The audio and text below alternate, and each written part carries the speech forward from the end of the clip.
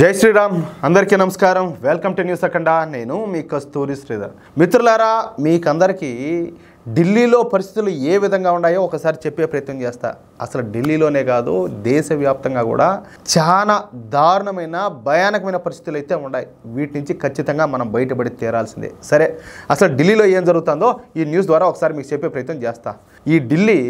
మన దేశానికి రాజధాని నగరం అంటే మన దేశానికి ఒక గుండెకాయ లాంటిదన్నమాట ఈ ఢిల్లీ నగరంలో జనాభా దాదాపుగా 2 కోట్ల మంది వరకు ఉంటారు అందులో ముస్లింల జనాభా రికార్డు స్థాయిలో 20% చేరింది అంటే మీరు ఇక్కడ ఒక చిన్న విషయం గమనించాలా 2011లో కేవలం 10% ఉన్నటువంటి ముస్లింల జనాభా ఇప్పుడు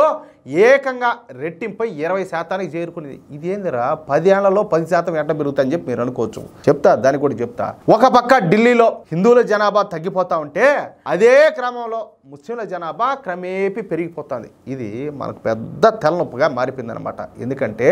ఈ ముస్లింల జనాభాలో అధికంగా బంగ్లాదేశ్ నుంచి వచ్చినటువంటి అక్రమ వలసదారులైనటువంటి మియా ముస్లింలు అదేవిధంగా మయన్మార్ నుంచి వచ్చినటువంటి రోహింగ్యా ముస్లింలు ఎక్కువగా ఉన్నారు అంటే ఢిల్లీలో కనీసం 2 నుంచి 5 లక్షల వరకు ఈ అక్రమ వలసదారులు ఉండొచ్చు అనేది కేంద్ర ప్రభుత్వం యొక్క అంచనాగా ఉండాలి అది నిజం కూడా కావచ్చు ఎందుకంటే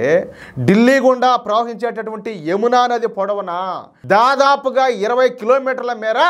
యమునా నది ఒడ్డున పెద్ద సంఖ్యలో ఈ కొత్త కాలనీలన్నీ కూడా పుట్టగొడుగులు మారి వెలిసినాయి ఈ కాలనీలలో ఉండేదంతా కూడా ఈ అక్రమ వలసదారులేనని చెప్పేసి తెలుస్తుంది మన రాజధాని నగరం అయినటువంటి ఢిల్లీలో మన ఆర్మీ ప్రధాన కార్యాలయాలు మన ఇంటెలిజెన్స్ ఏజెన్సీల కార్యాలయాలు వివిధ మంత్రిత్వ శాఖల యొక్క కార్యాలయాలు మన దేశానికి చెందినటువంటి లోక్సభ ఎంపీలు రాజ్యసభ ఎంపీలంతా కూడా ఈ ఢిల్లీలోనే ఉంటారు అంతేకాకుండా వివిధ డిపార్ట్మెంట్లకు చెందినటువంటి ఉన్నతాధికారులు వివిధ దేశాలకు చెందినటువంటి రాయబార కార్యాలయాలు అదేవిధంగా రాయబారులు హై కమిషనర్లు ఈ ఢిల్లీ నగరంలోనే ఉంటారు అంతెందుకు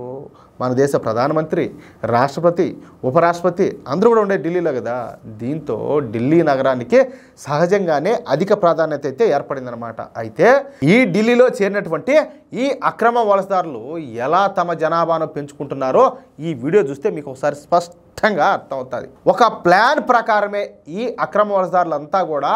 వాళ్ళ జనాభాను విపరీతంగా పెంచుకుంటా పోతారు అయితే ఈ విషయం కనిపెట్టడానికి ఒక జాతీయవాద యూట్యూబ్ ఛానల్ వాళ్ళు యమునా నది వద్ద ఉన్నటువంటి ఒక మురికివాడలో ఒక చిన్న సర్వేను ఒకదాన్ని నిర్వహించారు ఈ సందర్భంగా వాళ్ళు అక్కడ కొంతమందిని ఇంటర్వ్యూ చేశారు అందులో ఒక చిన్న వీడియో గురించి నేను ఇప్పుడు మీకు చెప్తా ఓకేనా ఈ వీడియో గురించి తెలుసుకున్న తర్వాత మీకు ఇంకొంచెం క్లారిటీ అయితే పెరుగుతుందని చెప్పి నేను అనుకుంటున్నాను ఆ యూట్యూబ్ జర్నలిస్టు ఒక పెద్ద మనిషి దగ్గరకు పోయి మీ పేరేంది అని చెప్పి అడిగినాడు అందుకు సమాధానంగా ఆ పెద్ద మనిషి హుందాగా అబ్బాయి ఎవరో వీడియో కెమెరా తీసుకొని వచ్చినారు నాయన కనీసం ఈ టైంకి పౌడర్ అన్నా కొట్టుకోకపోతేనే పళ్ళు తొంకోకపోతే తొంకోకపోయినా అన్నట్టు నా పేరు రషీద్ అని చెప్పినాడు సరే బాగానే ఉండాలి మీ వయసు ఎంత అని చెప్పేసి ఈ జర్నలిస్ట్ అడిగినాడు అనమాట అందుకు ఆ పెద్ద మనిషి వచ్చేసి నాయన నాకు 75 సంవత్సరాలకి నేను అని చెప్పినాడు సరే మళ్ళా ఆ యూట్యూబ్ జర్నలిస్ట్ మాట్లాడతా మీ ఇంట్లో ఎంతమంది నివసిస్తూ ఉంటారు అని చెప్పి అడిగినాడు అందుకు ఆ పెద్ద మనిషి మా ఇంట్లో దాదాపుగా 50 మంది వరకు నివసిస్తూ ఉంటారని చెప్పి సమాధానం ఇచ్చాడు దెబ్బకు 50 మంది ఏందిరా స్వామి మా ఇళ్లలో మా అంటే 4 ఉంటారు 5 మంది ఉంటారు 6 మంది ఉంటారు ఇదేంది ఒక ఇంట్లో ఏంది 50 మంది ఏందిరా స్వామి అని చెప్పేసి ఈ జర్నలిస్ట్ అంటే బెత్తరపోయి ఇదేంది నాకు అర్థం కాలేదు నువ్వేది 50 మంది అంటున్నావు ఎంతకు 50 మంది ఉన్నారా మీ ఇంట్లోనూ ఎంతకు నీకు పిల్లవాళ్ళు ఎంతమంది చెప్పి అడిగినాడు అందుకు సమాధానంగా పెద్ద మనిషి మాట్లాడతా నాకు 10 మంది పిల్లవాళ్ళు వాళ్ళకు కూడా పిల్లలు పుట్టారు ఇప్పుడు మేమంతా కలిసి ఒక 50 మంది పోయినామని చెప్పేసి అదేదో ప్రపంచ కప్పు ఏది నిన్న కదా బార్టీమో ఈ ఛాంపియన్స్ ట్రోఫీ గెలిచినట్టు అదేదో పెద్ద గొప్ప ఘన సాధించినట్టు పెద్ద గొప్పగా చెప్పినాడు అనమాట ఈ పోతుమోగోడు సరే మరి ఇంతమంది ఎట్ట బతుకుతారని చెప్పేసి ఆ జర్నలిస్ట్ అడిగాడు ఇంత సంతన వేసుకోండి అవే మీరంతా ఎట్ట బతుకుతారు నాయన అని అందుకు సమాధానంగా పెద్ద మనిషి మాట్లాడతా మాకు ప్రభుత్వం నుంచి అన్ని పథకాలు కూడా వస్తున్నాయి వాటితో మేము కాలం అయితే గడుపుతున్నాం అదిగాక మేము ఈ చిన్న చితకా పనులు చేసుకుంటా ఏమైనా ఈ కూరగాయల వ్యాపారాలు చేసుకుంటా ఈ విధంగా ఏదో 10వ పరక వచ్చే వాటి మీద మేమైతే ఇట్లా బతికిపోతామని చెప్పి సమాధానం ఇచ్చాడు అంటే చూడండి మన దేశంలోకి వచ్చినటువంటి ఈ అక్రమ వలసదారులు ఉద్దేశపూర్వకంగానే పెద్ద సంఖ్యలో ఈ పిల్లలందరినీ కూడా కని మన సమాజం మీద కుదులుతారు వీడు ఎవడు ఏడించి వచ్చాడు,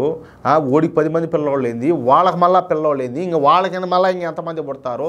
ఒక కుటుంబమే ఎంత ఉన్నది అంటే ఇటు కుటుంబాలు మన దేశం మీద ఎంత ఉన్నాయి. మన దేశ సంపద అంటే మన కష్టాన్ని వాళ్ళు ఎంత మింగుతారు, 10 కుక్కలు మింగినట్టు ఒకసారి ఆలోచించండి. వీళ్ళు ఏమే మనం కట్టే పన్నులతోనే ఉచిత పథకాలు పొందుతా ఎంజాయ్ చేస్తారు. 100% ఇది వాస్తవం. పైగా మనం ఏమైనా పండగలు జరుపుకుంటామంటే ఆ పండగల పైన మన వాళ్ళ మీద ఈ రాళ్ల దాడులు చేయడం, గొడవలు సృష్టించడం ఇవన్నీ కూడా చేస్తారు. ఎందుకంటే హిందూ వ్యతిరేకత. ఎందుకంటే ఈ దేశం అంతా వాళ్ళ మతం విస్తరించాలి కదా, వాళ్ళ జనాభా పెరగాలి కదా. ఢిల్లీలో ఇప్పుడు బీజేపీ ప్రభుత్వం వచ్చింది కాబట్టి ఇప్పుడు అక్కడ ఈ అక్రమవసరాలందరినీ కూడా ఏరివేసే కార్యక్రమం అయితే చేపట్టినారు. లేకపోతే పరిస్థితి ఏందియా? కఠినంగా వ్యవహరించకపోతే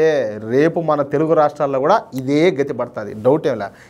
వాళ్ళకి ఢిల్లీ ఒకటి, గల్లీ ఒకటే. ఎక్కడైనా వాళ్ళు చేసేది వాళ్ళ ప్లానింగ్లో వాళ్ళు ఉంటారు.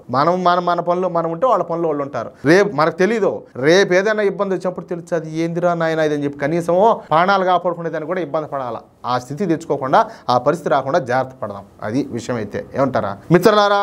ఈ న్యూస్ కనుక మీకు నచ్చినట్టయితే ఖచ్చితంగా ఈ న్యూస్ నలుగురికి షేర్ చేయండి. అదేవిధంగా ప్రతి ఒక్కరు కూడా మీ యొక్క అమూల్యమైన అభిప్రాయాలను ఖచ్చితంగా కామెంట్ చేయండి. అలాగే ఇంతవరకు మీరు కనుక మన ఛానల్ని సబ్స్క్రైబ్ చేసుకున్నట్టయితే ప్రతి ఒక్కరు కూడా మన ఛానల్ సబ్స్క్రైబ్ చేసుకోండి, సపోర్ట్ చేయండి ప్లీజ్. జై శ్రీరామ్.